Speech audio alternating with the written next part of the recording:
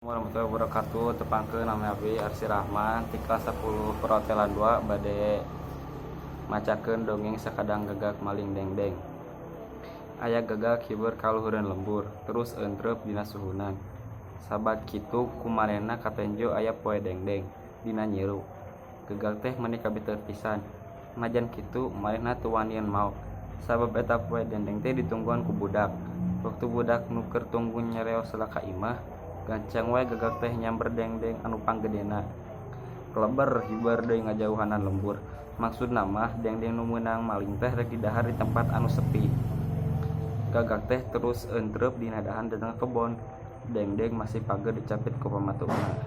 Sabab kitu lar aya anjing ngaliwat, anjing teh ungas ingus sabab ngambeu daging. Barang rek kaluhur ku anjing katenjoeun aya gagak mawa dengdeng. Laun puguh anjing teh meuni kabitaeun. Anjing mikir sakedeung, kumaha carana mun hayang ngadahar dengdeng. Moal mungkin ari kudu direbut heula mah sabab anjing mah teu biasaeun naek. Kitu deui mun dipentas sapotong. Gagak geus tangtu moal mikeun, ngan timbul wae akalna. Aeh sakadang gagak asa tos lemi pisan urang teu patepang cek anjing. Nyarita ngahaja ku basa lemes da maksudna oge rek ngolo.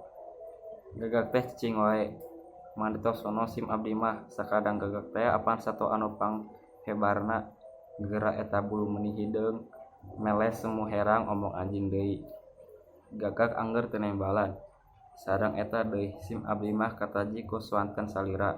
Nah da eta mah aya ku halimpu mani matak dedengeun. Gagak angger teu ngawalon. Najan ari hatena mah geus ngarasa seneng. Sabab terus-terusan dipuji ku sakadang anjing, meuni hoyong ngupingkeun swanten sakadang gagak sakali we omong anjing bari ngalengis. Kalawan teu sadar gagak teh ujug-ujug disada. Atuh pluk we dengdeng anu dicapit ku pamatugna teh ragrag ka handap kalebah anjing. Barang pluk gancang we ku anjing disamber. Dengdeng dibawa lumpat kanu bala, rek terus didahar. Tangtu gagak teh ukur bisa ngakuleng bari ngarasa hanjakal. Sabab geus kabobodo ku omongan sakadang anjing anu sakitu alusna. Tur nuhun.